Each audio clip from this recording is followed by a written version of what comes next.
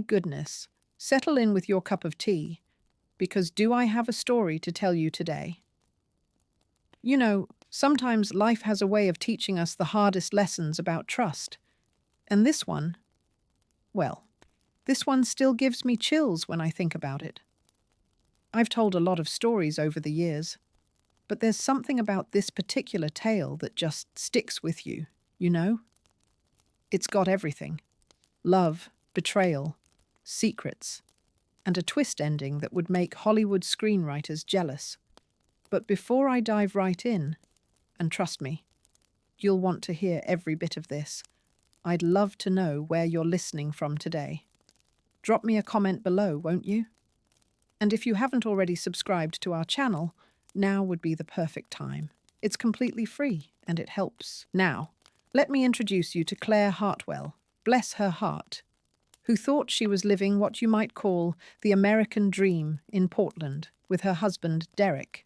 They'd been married for nearly 18 years when this story takes place, and from the outside looking in, they seemed like the picture-perfect couple. You know the type, don't you?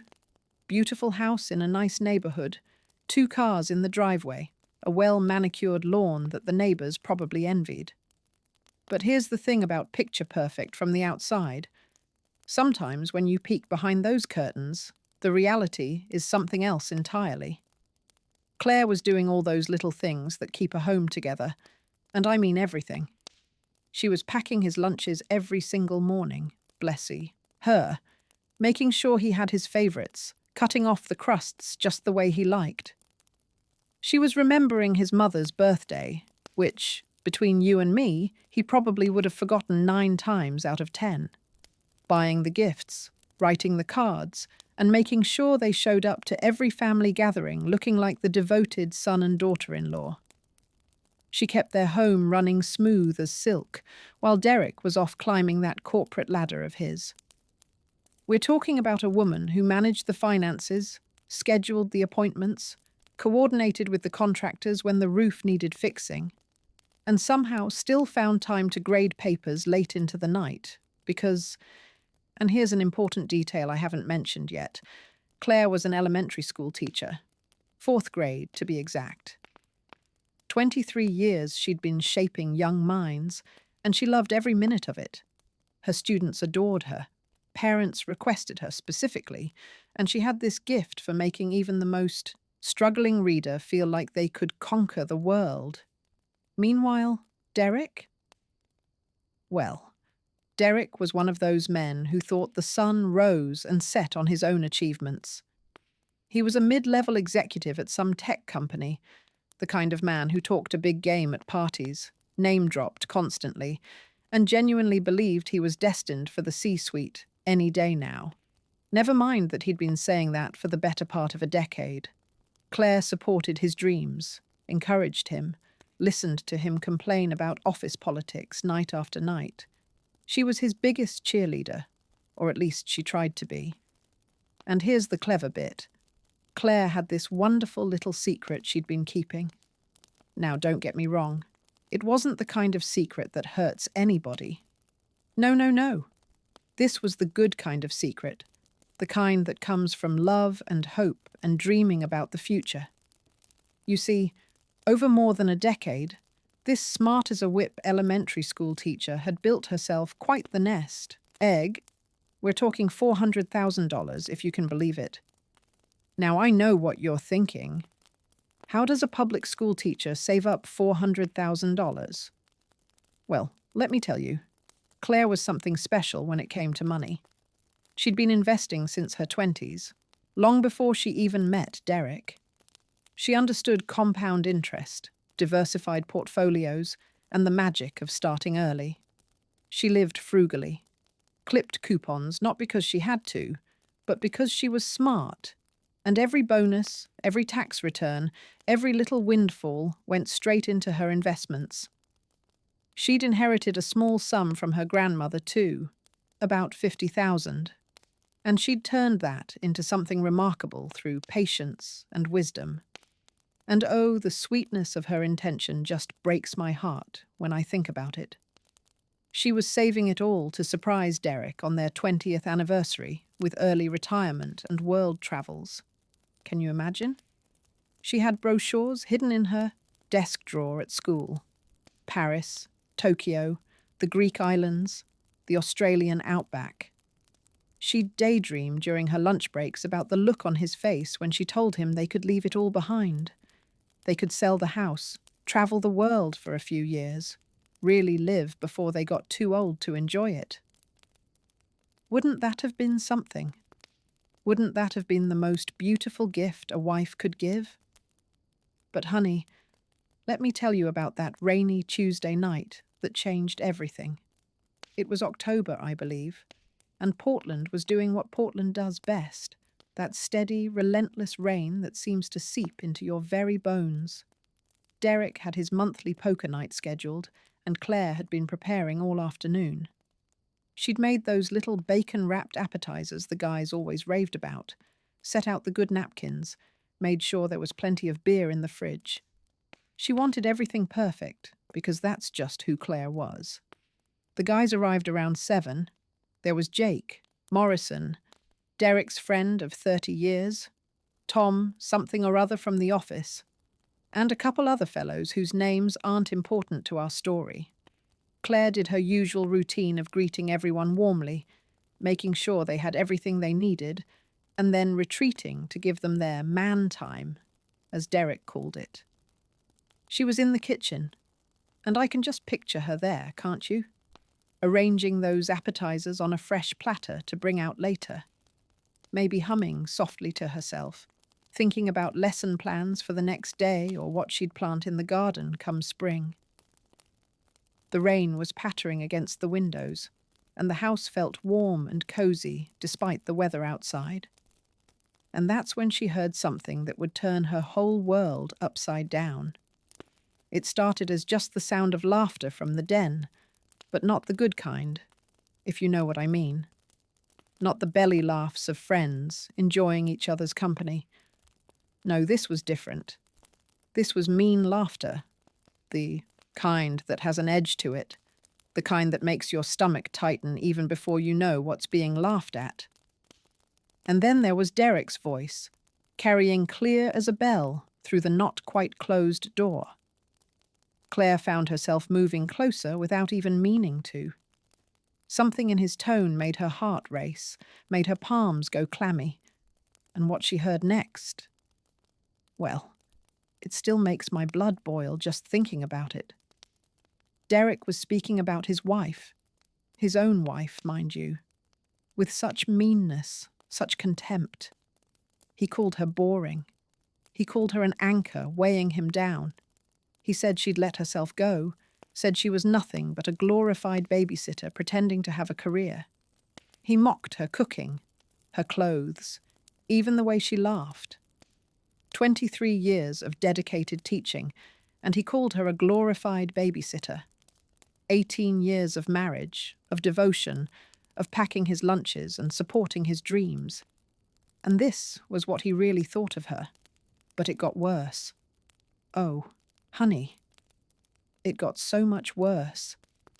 He started talking about this woman named Melissa, someone from his office, apparently, and the way his voice changed when he said her name told Claire everything she needed to know.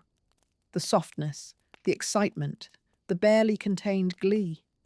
He talked about how Melissa understood him, how she appreciated him, how she made him feel alive again. He talked about their plans, their future, how he just needed to figure out how to get rid of Claire without losing everything in the divorce. And his so-called friends. They laughed. They egged him on. Some of them, anyway. Claire noticed one voice was notably quieter than the others, but in that moment, she couldn't process much beyond the roaring in her ears. Now, here's where most people in Claire's situation might have crumbled, and nobody would have blamed her if she had. She could have run to the bedroom in tears, locked herself in, started calling divorce lawyers in a panic. That would have been the expected response, wouldn't it? That's what Derek probably would have counted on if he'd known she was listening. But Clare Hartwell was made of stronger stuff than Derek ever gave her credit for. And what she did next? Oh, you would have been proud of her. I know I am. And I've never even met the woman. She took 3 deep breaths. She smoothed down her blouse. She picked up that platter of bacon-wrapped appetizers she'd made with such care. And then she walked right into that den, cool as you please, with a smile on her face that didn't quite reach her eyes. The room went dead silent when she appeared in the doorway. Derek's face, oh, I wish I could have seen it, went from red to white in about half a second flat. He started stammering something, trying to figure out how much she'd heard, probably running through 100 excuses in that scheming mind of his. But Clare didn't give him the chance. She set down that platter with a gentle click, looked around at those men, some of whom had the decency to look ashamed, and gave them something to really think about. "Derek, honey," she said, her voice steady as a rock. "If you think I'm such an anchor dragging you down, then by all means swim away. Cut the rope. Be free." She paused, letting that sink in. "But here's something you might want to consider before you make any big decisions. This simple teacher you've been mocking, this boring little wife of yours, she's sitting on quite the fortune you never knew about and will never see a penny of. The look on his face, they say, was worth more than all that money combined. Pure shock, then confusion, then a greed so transparent it was almost comical. You could practically see the gears turning in his head, recalculating, reconsidering. Clare walked out of that room with her head held high, and she didn't look back. That night, she slept in the guest room with the door locked, and she started making plans. But Lord have mercy, that's when things took an ugly turn. See, Derek wasn't the type of man to accept defeat gracefully.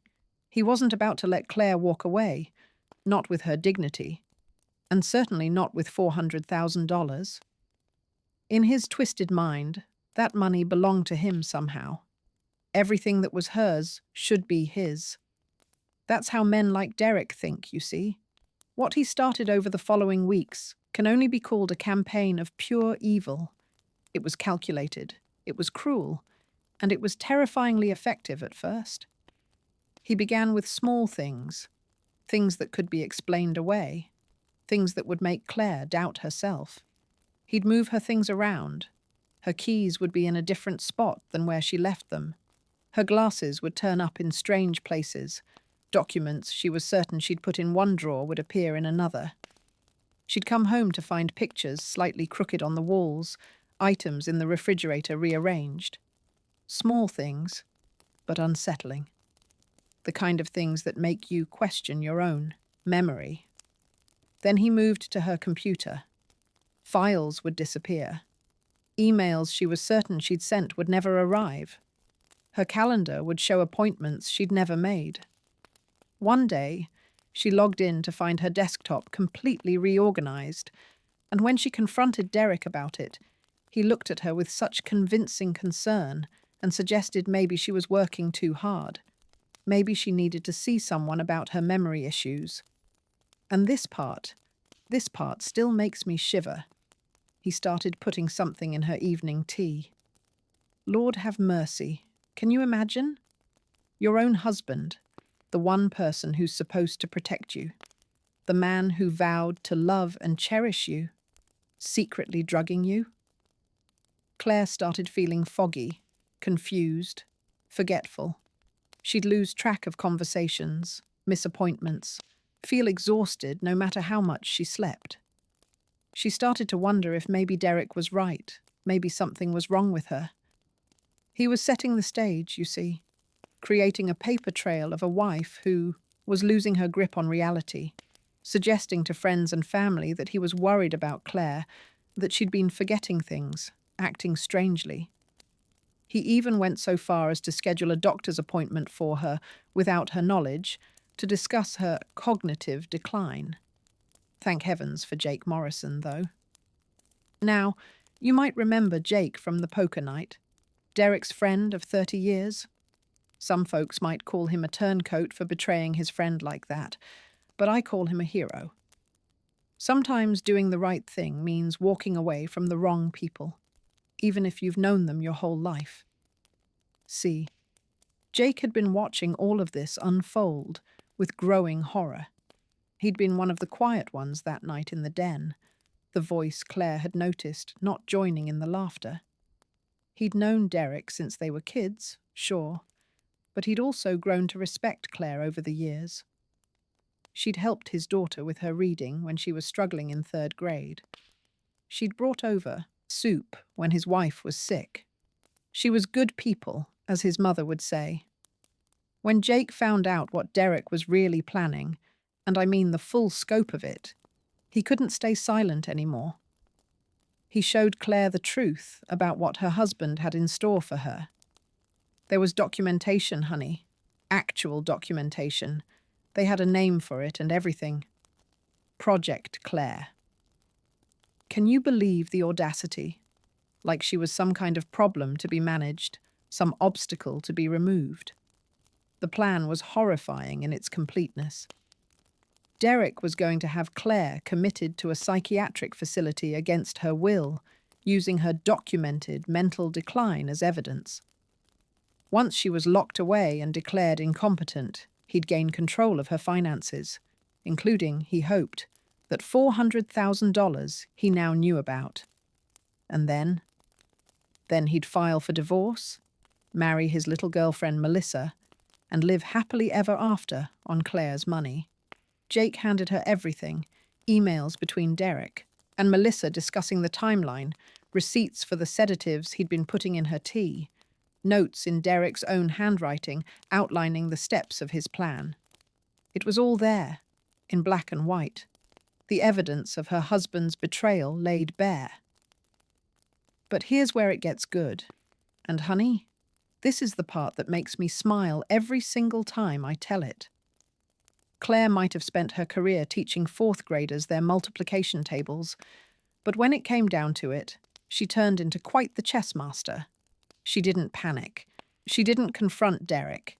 She didn't tip her hand even a little bit. Instead, she got strategic. First, she hired herself a shark of a lawyer, Patricia Morrison, no relation to Jake, but one of the most formidable family law attorneys in the Pacific Northwest. Patricia had a reputation for taking cheating spouses to the cleaners, and she'd never lost a case. When Claire walked into her office with that folder of evidence, Patricia's eyes lit up like Christmas morning. Then came Marcus Reed, a private investigator with 20 years of experience and a particular talent for catching unfaithful partners in their lies. Marcus was thorough, patient, and absolutely relentless. Nothing escaped his notice. And while Derek thought he was pulling the wool over Claire's eyes, while he continued his little campaign of gaslighting and manipulation, while he whispered to Melissa about their future together, Claire was watching his every move. Every single move. They found the secret condo first, a little love nest Derek had set up in a trendy neighborhood across town. The lease was in both his and Melissa's names. Marcus got photos of them coming and going, photos of them at restaurants, photos that left absolutely no doubt about the nature of their relationship. Then they followed the money, and oh, what a trail it was. $3,000 a month, siphoned from their joint accounts through a series of clever transactions Derek thought no one would notice. He'd been at it for over a year. That's $36,000 of marital assets funneled to his mistress, to their little apartment, to dinners and gifts, and probably promises of the life they'd have together once Claire was out of the picture.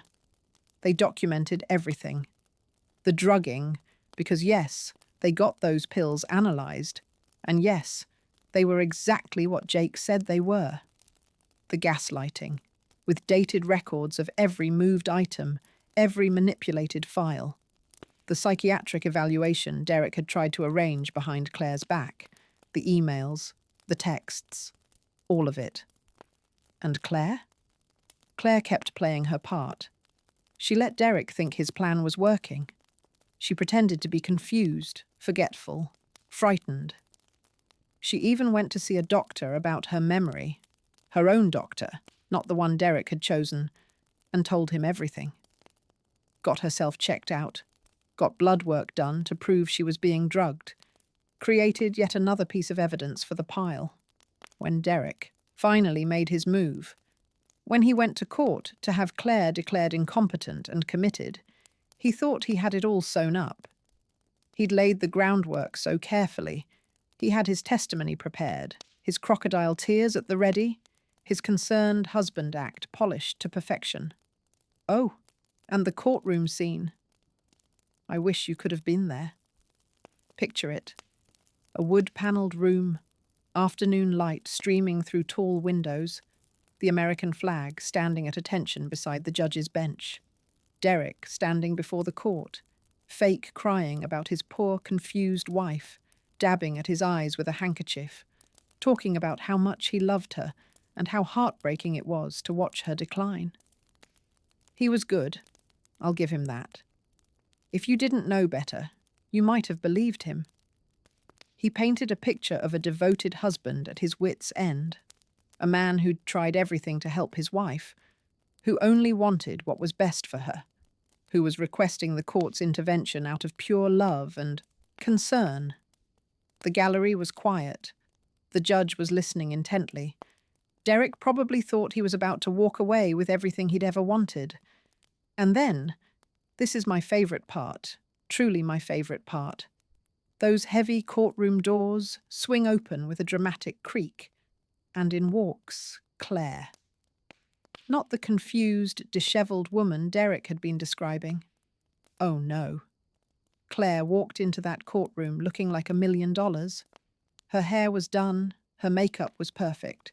She was wearing a crisp, professional suit that said, "I am not someone to be trifled with."